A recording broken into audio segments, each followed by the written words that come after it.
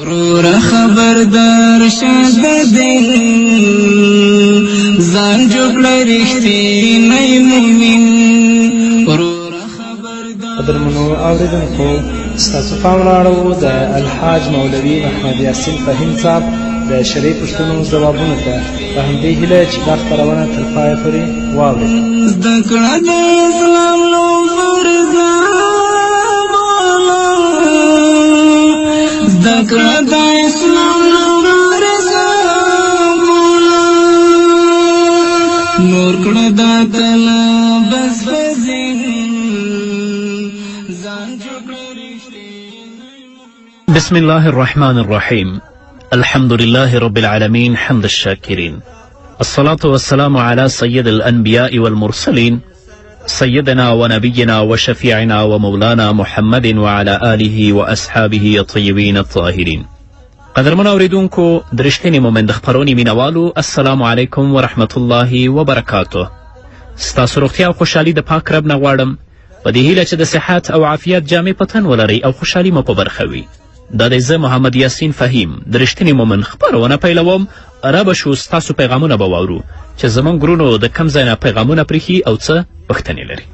السلام علیکم، زه حافظ محمد قاسم د کندهار څخه ستاسو سره مولوي صاحب په اړیکه کې یم. زما پوښتنه درلودله حاجي مولوي صاحبه، زما پوښتنه دا ده د اعتکاف په باره کې. زموږ مسجد چې دی هغه نه دروازې او نه هم اوبه او نه هم داسې د ضرورت ځای نه لري او نه هم دغه کمبلې پکښې کې اوارې دي.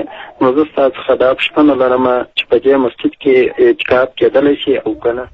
او انشاءالله حافظ صاحب محترم، هغه ځای چې تاسو جوړ کړی چې د جومات چاردیوالي م کړی دی، انشاءالله هغه نه به جومات جوړیږي، هلته به 5 وخته جمع کیږي، هو هلته اعتکاف کیږي، په دې کې کوم مشکل نشته دی. بل پیغام به واورو.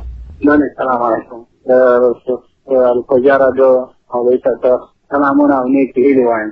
زه عبدالعجیب امید یم د هلمند ولایت څخه.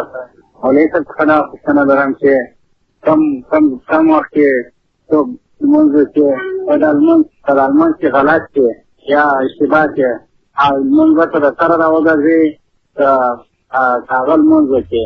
صاحب امان ژوند ستا ژوند هم د الله نه غواړم. زموږ فقهاو په دې مسایلو باندې تحلیلي بحث کړی دی، همدارنګه ډېرې زیاتې څېړنې یې کړي دي.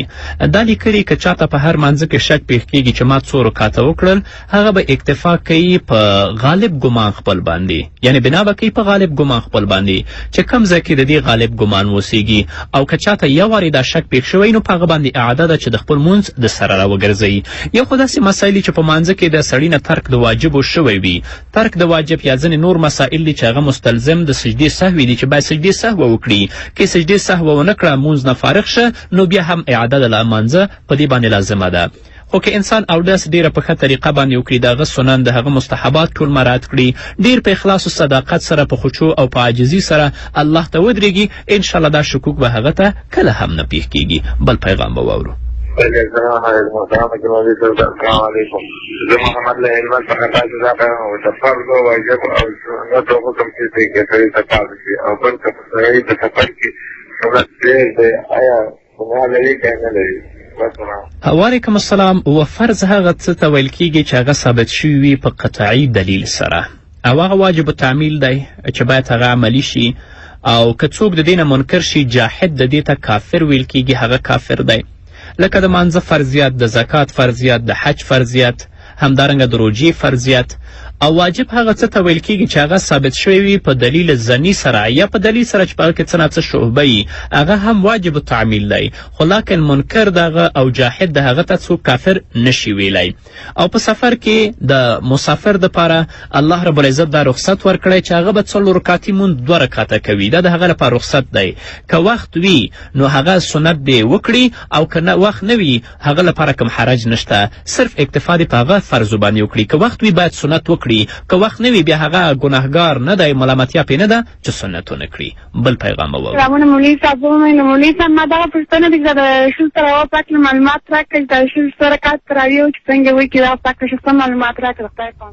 الله ملشه لکه څنګه چې زموږ ورونه تراویح کوي هغوی ځي جمع ته جومات ته 20 رکعته تراویح په جمع باندې کوي کولی شي همدارنګه زموږ خویندې تراویح په خپلو کورونو کې وکړي هغه ځای چې دوی د خپل مانځه دپاره غوړه کړی او هغه یې ځانګړی کړی هلته دې د خپلې تراویح وکړي 2 رکعته 2 رکعته تراویح 20 رکعته تراویح لکه څنګه چې زموږ ورونه کوي همدارنګه زموږ خویندې دې هم 20 رکعته تراویح 2 رکعته ډېرې بهتره دي بل پیغام واورو السلام علیکم ورحمۃ اللہ وبرکاتہ فرید احمد شکر ولر استقرار شاه من لنګوي دي محترمه جمهوریت څخه پوښتنه لرم څنګه کومه کچېری او پروژه باندې مسجد جوړ شوی په بغل کې خپل مسجد هغه نه هغه سړی جوړ شي دا بل مسجد دې کولی شي بل مسجد ولري یا دغه حکم راته جماعت د الله رب العزت معبدګاه ده په هغه کې د الله عبادت کیږي جماعت مقدس مکان او مقدس ځای دی دا د دې لپاره جوړیږي چې دلته د الله یاد د الله ذکر وشي او خلک د الله رب العزت په طاعت او عبادت باندې مصروفه شي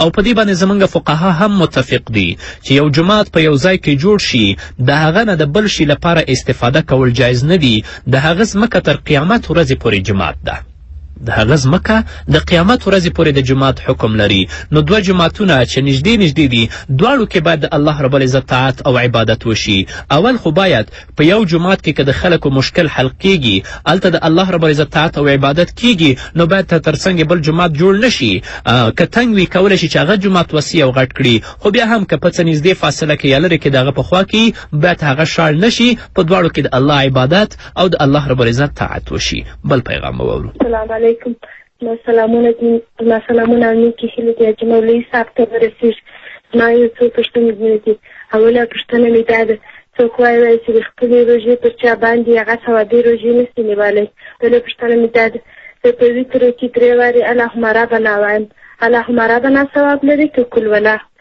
خدای په امان الله ملشه هغه چا باندې چې قضایي روژې وي کولی شي چې نفلي روژې ونیسي په دې کې کومه ستونزه نشته دی خو بهتره خبره دا ده چې هغه روژې چې په دې باندې لازم او قضا دي یعنې واجب دي په دې باندې هغه خلاصې کړي بیا نفلي ونیسي لکن که بیا هم په چا باندې قضایي روژې پاتې وي کولی شي چې هغه نفلي ونیسي په دې کې کومه ستونزه نشته دی او تل لپاره دا کوشش کوه چې هغه دعای قنوت چې زموږ خویندې او ورونه یې په وترو کې لولي هغه تاسو یاده کړئ که بیا هم په دې هڅه کې وی تاسو چې موږ به دعای قنوت یادوو خو تاسو ته لا یادېدله نه تر هغه وخته پورې تاسو کولی شئ چې اللهم ربنا ووایي دا ډېره بهتره ده زموږ فقهاو لیکلي دي چې د دعای قنوت په ځای باید دعا ولستل شي قرائت ونه لستل شي نو قل هو الله ته د هغه په ځای مل وله ګڼې حوالې هم شته دی بلکې د هغه په ځای ته دعا وله نو اللهم ربنا چې د دعا ده دعا ووایه بل پیغام واورو وعلیکم السلام علیکم منم شمس الله رحماني یم د هلمند ولایت څخه تاسو تماس ویښی ولیکم السلام پوښتنه دا ده په دې ډول دی چې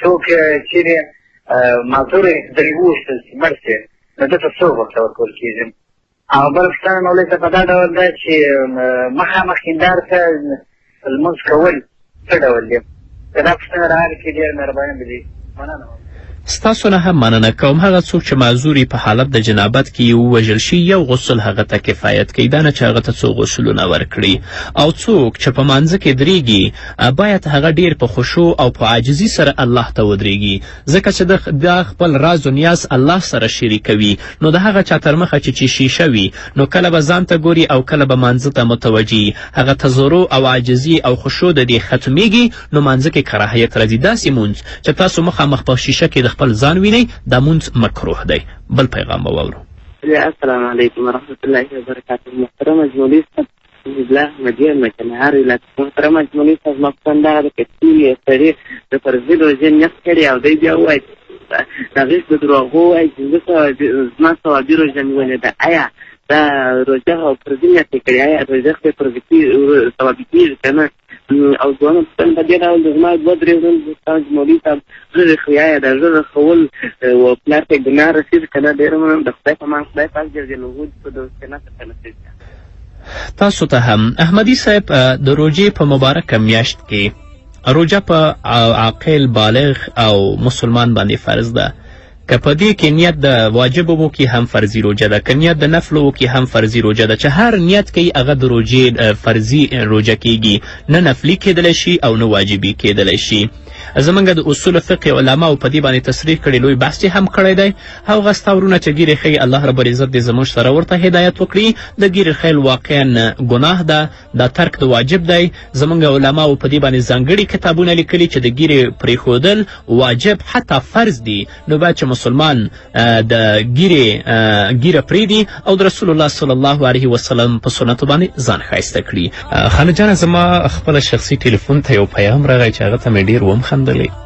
یو کس دی اوس نوی اعتکاف ته ناست دی، دعا یې غوښتې ده زموږ نه. موږ به د هغو نه دعا غواړو ځکه چې هغوی اعتکاف ته ناست دي. زموږ په حق کې دعاګانې وکړئ، که زموږ خویندې که زموږ ورون ناست دي، ټولو مسلمانانو په حق کې زموږ په حق کې هم دعاګانې وکړئ.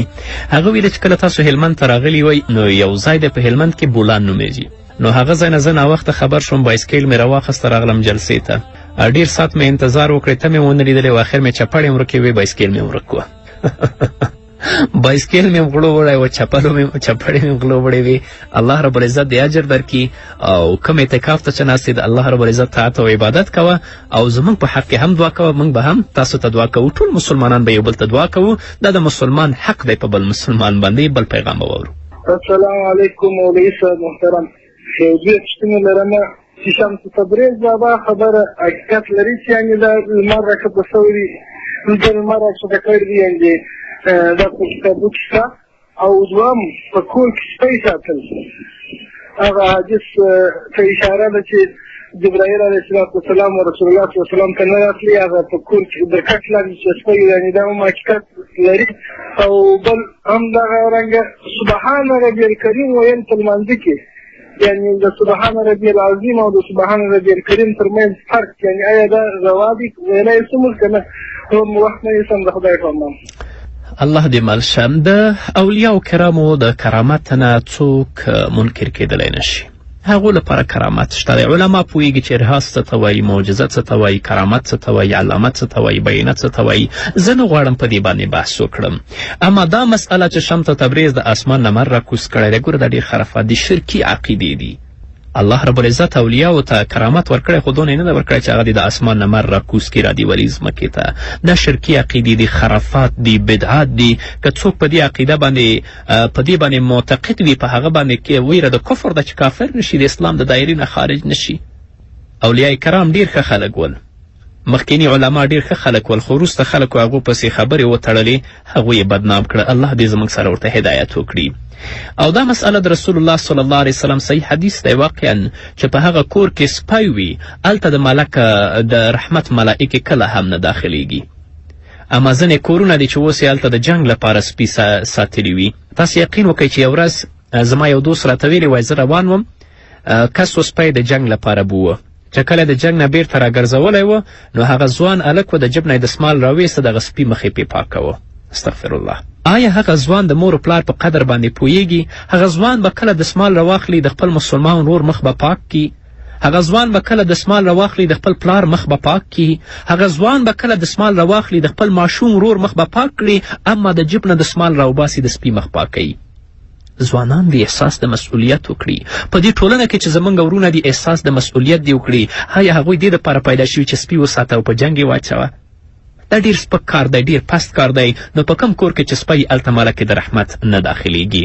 او مراد د تسبیح نه د الله رب العزت تقدیس دی، د الله رب العزت تسبیح ده، د هغه پاکي بیانول دي. نو کریم هم د الله نوم دی، عظیم هم د الله نوم دی. نو معصور چې دی عظیم دی، که څوک کریم هم وایي په دې کې مشکل نشته دی. بل پیغام به واورو. زه حاجي محمد ولي د لښکرګاه د ښار څخه محترم حاجي مولوي صاحب ته سلامونه وړاندې کوم. وروسته زما پوښتنه دا ده چې محترم حاجي مولوي صاحب، امام اعظم امام ابو حنیفه رحمت الله تعالی علیه او امام شافعي صاحب په یوه زمانه کې تېر شوي دي او که د دې زمانې تغیر کوي؟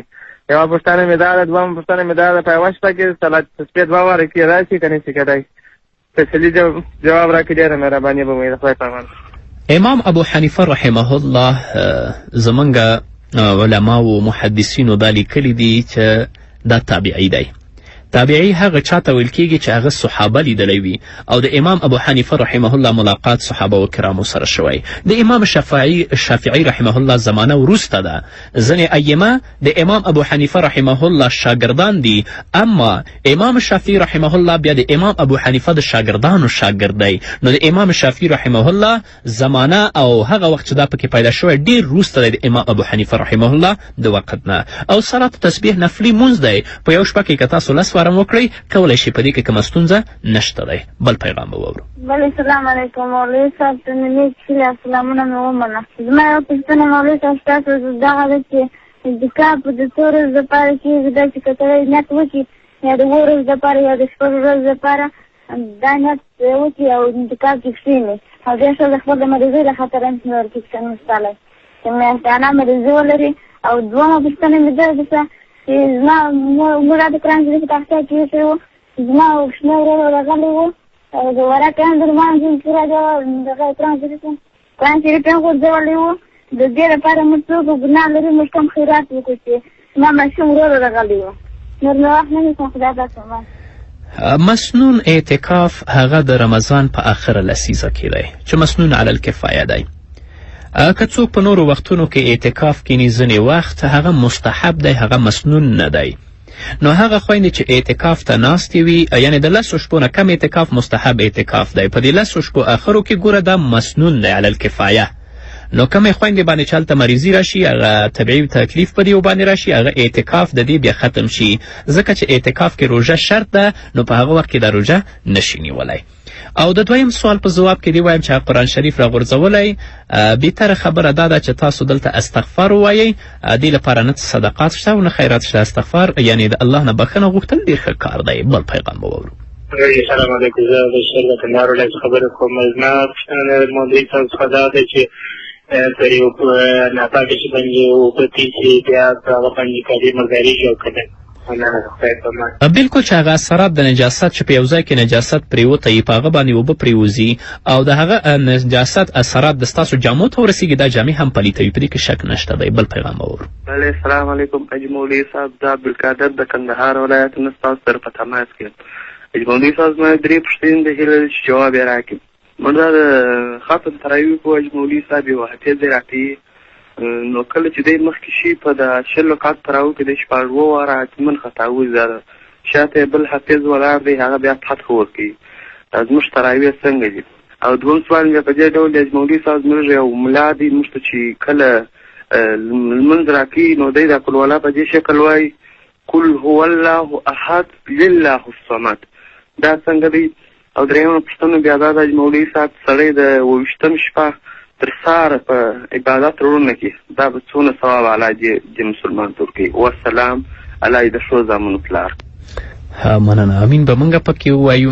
هغه حافظ د قرآن چې ختم کوي او خطا کیږي وروسته د هغه چې فتح ورکوي، که هغه فتحه واخلي سمې ولولي مشکل نشته دی، اما که قرآن غلط ولستو او په هغه باندې فساد د معنا راته نو هغه مونځ بیا فاسدېږي. هغه ستاسو امام به قل هو الله احد لله الصمد وایي چې دا نون وقایه دی. ګوره قل هو الله احد لله الصمد به نه وایي، تاسو به نه یې پوه شوي، هغه لله الصمد وایي. لله الصمد چې وایي په دې کې کومه ستونزه نشته دی. او دا طاق شپې بهتره خو دا ده چې زموږ ورونه او خویندې اخره لسیزه کې د الله په عبادت او طاعت باندې مشغول شي. که دا نشي په طاق شپو کې خو د الله رب العزت عبادت وکړي، نو که 21مه 23مه 25مه 28مه 29مه د الله په طاعت او عبادت باندې تیر کړو، الله رب العزت به د 4 کالو 3 میاشتو یعنې د 3 کاله دي انشاءالله 4 میاشتې د عبادت ثواب الله موږ ته راکوي. او دا د قدر شپه ده، په دې کې الله رب العزت د انسان دعاګانې قبلوي، د الله انوار او د الله رحمتونه ورېږي. الله دې موږ ته هم توفیق راکړي. اخرینی پیغام وورو. السلام علیکم ورحمت الله وبرکاته. محترم حاجي مولوي صاحب، یو پوښتنه راسره و چې یو څوک غواړي د دیني زده کړې لپاره خپل د کور څخه لرې ځای ولاړ شي، په کور څخه هدایت نه ورسره لري، نو دی باید لاړ شي او که ولاړ نه شي. بله پوښتنه مې دا دی چې لمونځونه چې که نفس دي، که تهجد دي، که صلات التسبیح دي، د ستاسو لمونځ دي، په دې لمونځونو کې رسول الله مبارک کوم یو ډېر کوئ کور ودان الله مونږ دې جنت فردوس ته نصیب کړي خیر کومه ستاسو هم د مور و پلار اجازه ډیره بهتره ده چې تاسو دیني زده کړو لپاره ځئ چې د مور و پلار دعا وي تا سره د هغو خوښوي الله به تاسو ته رشد درکوي هغه به خامخا څه ستونزه ویني چې تاسو ته اجازت نه درکوي هغه نفلي عبادت چې موږ او تاسو کوو تهجدو کې ډیر زیات ثواب دی او د رسول الله صلی الله علیه وسلم په حق کې دا واجب ول او هغه به تل لپاره دا کول نو قدرمن اورېدونکو دا به زموږ نننۍ خپرونه چې ستاسو درانه حضور ته وړاندې شوه تر بلې خپرونې پورې چې انشاءالله د شنبې په ورځ ستاسو درانه حضور ته حاضرېږم تاسو ټول په پاک رب سپارم پاتې ژوند مو نیکمرغه ښاد بریالي او کامیابه اوسئ نور کړه دا تلا بس فزین ځان جوړ رښتینی مؤمن ورور خبردار شه د دین ځان جوړ رښتینی مؤمن ورور خبردار شه د دین ځان جوړ رښتینی مؤمن ځان جوړ رښتینی مؤمن ذکر د څښتن خبر خلاص ذکر د څښتن خبر خلاص درود په مصطفی نازنین ځان جوړ رښتینی مؤمن ورور خبردار شه د دین ځان جوړ رښتینی مؤمن ځان جوړ رښتینی